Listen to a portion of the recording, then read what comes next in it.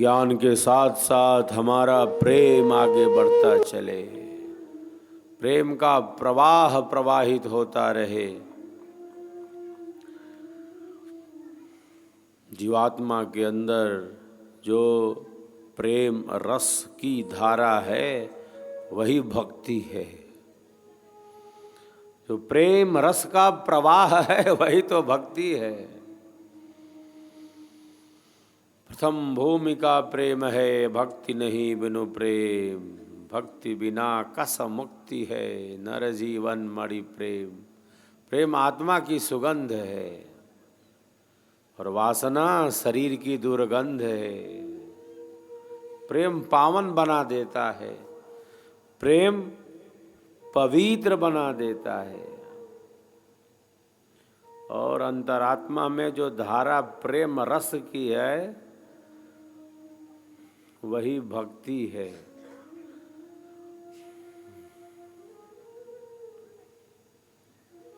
जो भक्त के जीवन को भक्ति के ही पथ पर गतिमान रखती है, अहंकार शून्य बना देती है। प्रेम बढ़ता चले हमारा, सत्य पर विश्वास हमारा और दृढ़ होता चले, सिद्धांत पर हमारा विश्वास और सत्य होता रहे, प्रतिष्ठित होता चले। और जैसे हमारा यह सत्य विश्वास दृढ़ होगा, हमारा प्रेम बढ़ता जाएगा। ज्ञान वृद्धि ज्यों ज्यों बढ़े, प्रेम बढ़त त्यों जाए। तत्व ज्ञान के अग्र में पूर्ण प्रेम दृढ़ आए, पूर्ण प्रेम की स्थिति आ जाती है। जैसे जैसे हमारा ज्ञान बढ़ता है वैसे वैसे हमारा प्रेम बढ़ता है। ये कितना अन्योन्य आश्रय संबंध है। हमारा जो ज्ञान है वह ज्ञान सत्य से ही संस्पर्शित है। वह ज्ञान अहंकार थोड़ी बढ़ा रहा कि मैं इतना जानता हूँ। और अवास्तविक अहम को थोड़ी बढ़ा रहा है। वह जो ज्ञान है केवल ज्ञान ही नहीं, वह तो जैसे विज्ञान हो, वह तो ज्ञान की श्रेष्ठ स्थिति में हमें पहुंचा रहा है।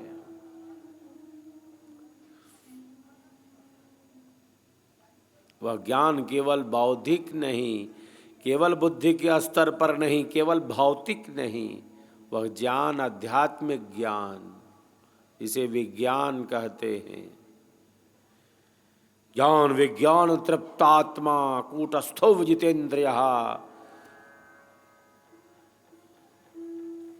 गीता में योगीराज कहते हैं।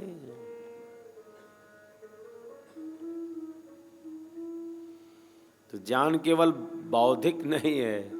ज्ञान के दो धरातल होते हैं। एक जो धरातल है वो बौद्धिक है, भौतिक है, जड़ है। किंतु ज्ञान का जो विशिष्ट धरातल है वह आध्यात्मिक है। यही ज्ञान की दो भूमियाँ हैं। एक ज्ञान बौद्धिक है, भौतिक है, और दूसरा जो ज्ञान है वह आध्यात्मिक है, वह चेतन है, वो जड़ नहीं है। तो विहंगम योगियों का जो ज्ञान है वो केवल बुद्धि के स्तर तक सीमित नहीं है। वह ज्ञान जो है जैसे जैसे बढ़ रहा है, जैसे जैसे सत्संग में रुचि बढ़ती जा रही है, जैसे जैसे स्वर वेद में रुचि बढ़ती जा रही है, वैसे वैसे प्रेम और बढ़ता जा रहा है। प्रेम का रंग और चढ़ता जा रहा है।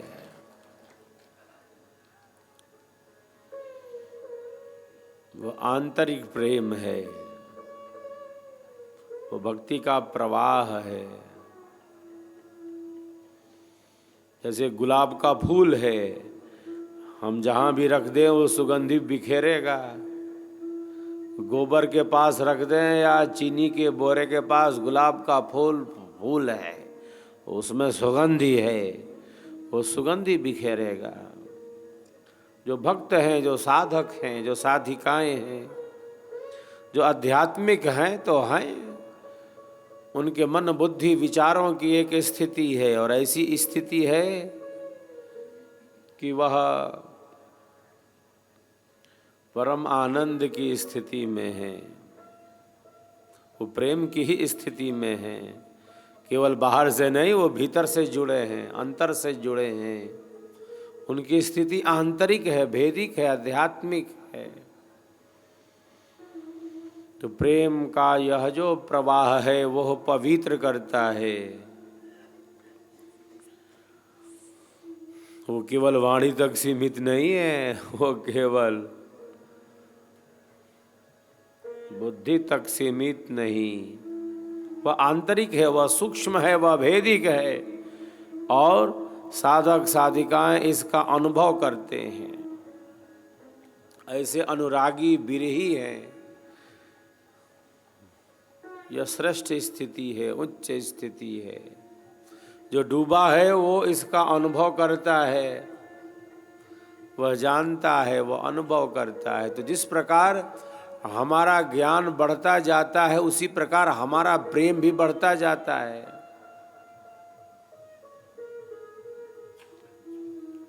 जिस वस्तु का ज्ञान नहीं, उस वस्तु से प्रेम भी कहाँ है।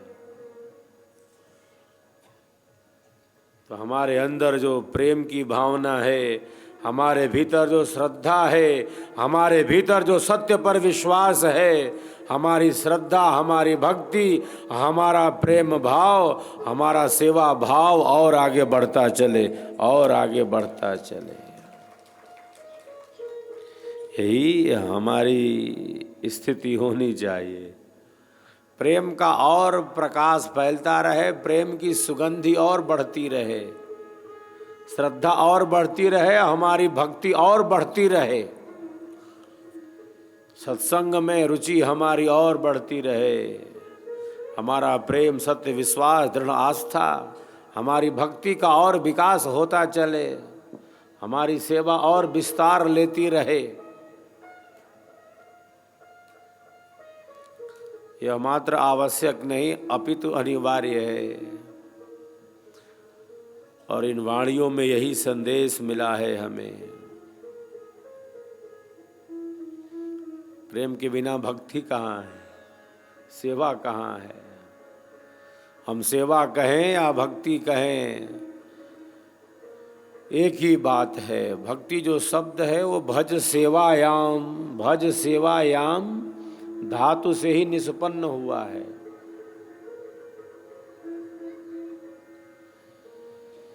भक्ति का अर्थ ही है सेवा।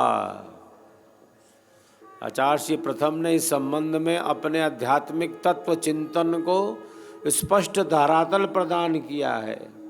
आचार्य श्री कहते हैं सेवा को ही भक्ति कहते हैं, बस बात खत्म।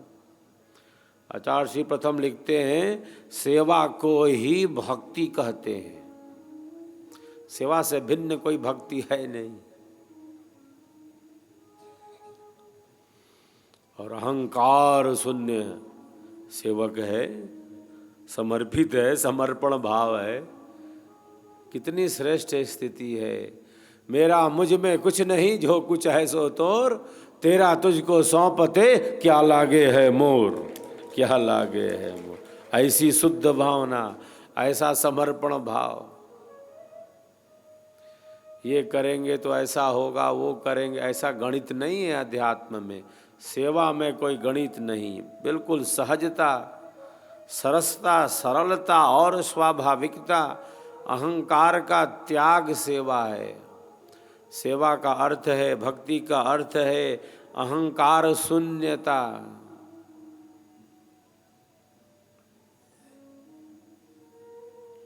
सहजता, सरसता, सरलता, स्वाभाविकता। सेवा हमें अहंकार से दूर करती है, हमें स्वयं में स्थित करती है, समाज से जोड़ती है, हमें अपने कर्तव्य और दायित्व के बोध से जागृत रखती है। जिस प्रकार ईश्वर की अनंत शक्तियाँ निरंतर सेवा में हैं,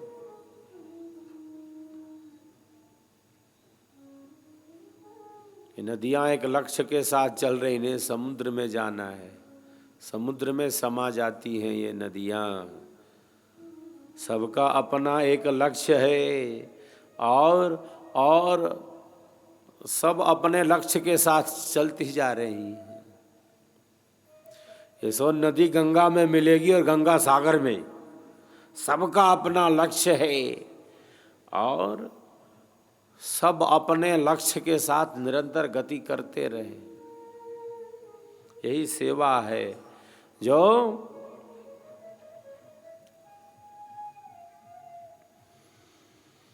हमें सहज सरस सरल स्वाभाविक बनाता। लघुता से प्रभुता मिले, प्रभुता से प्रभु दो।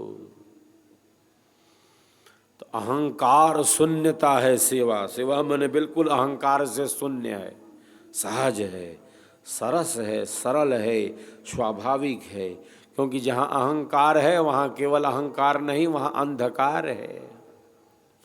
हम अंधकार कहें चाहे अहंकार कहें, आचार्य श्री प्रथम लिखते हैं अहंकार जीवन के उन्हीं के शब्द हैं अक्षरशः, जो मैं बोल रहा हूँ मेरे शब्द नहीं, प्रथम परंपरा सद्गुरुदेव भगवान के शब्द हैं अक्षरशः।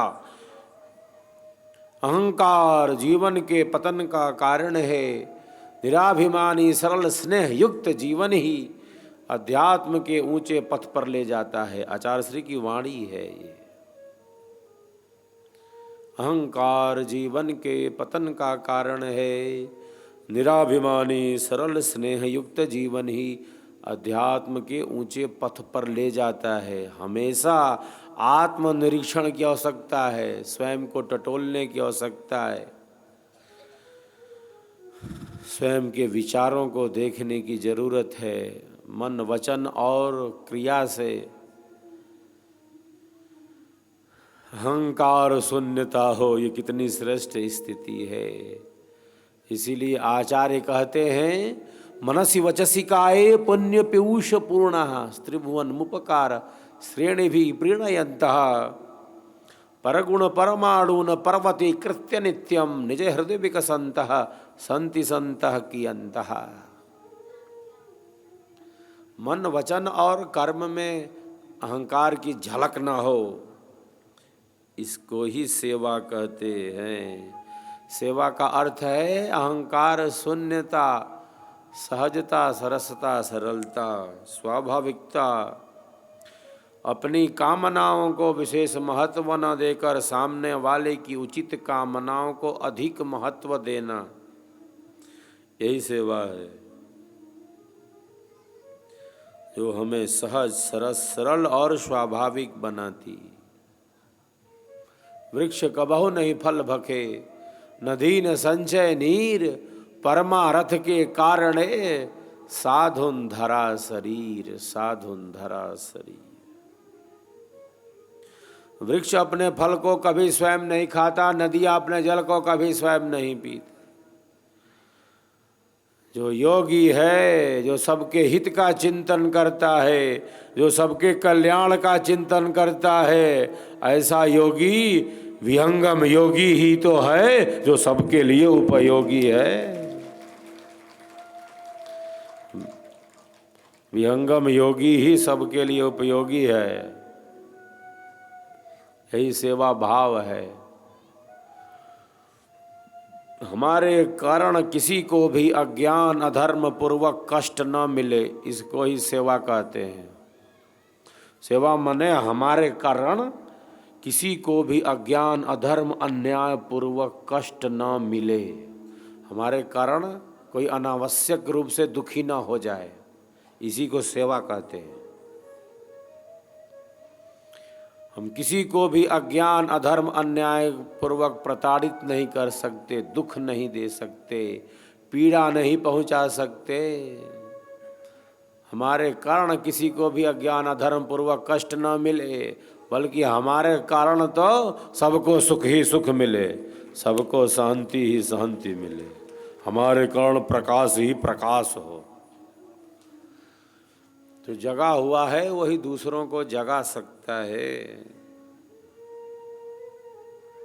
हमारे कारण सबको सुख मिले, हमारे कारण सबको शांति मिले, हमारे कारण सद्भावना का, सद्विचारों का प्रकाश हो, हमारे कारण सद्भावना फैले, हमारे कारण सबके जीवन में आध्यात्मिकता का विकास हो, हमारे कारण किसी को भी अज्ञान अधर्म पूर्वक कष्ट न मिले, क्योंकि सब प्रभु के ही जीव हैं।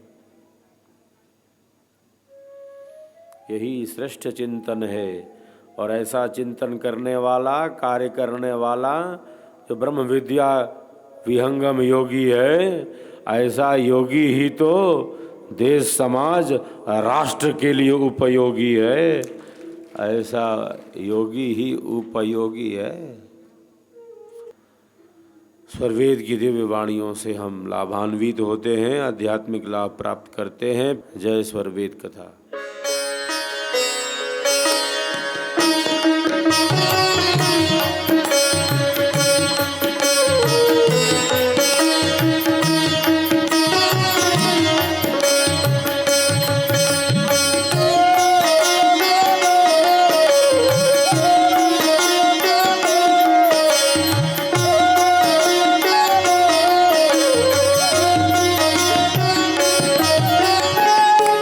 अमित ज्ञान गुण शक्ति है,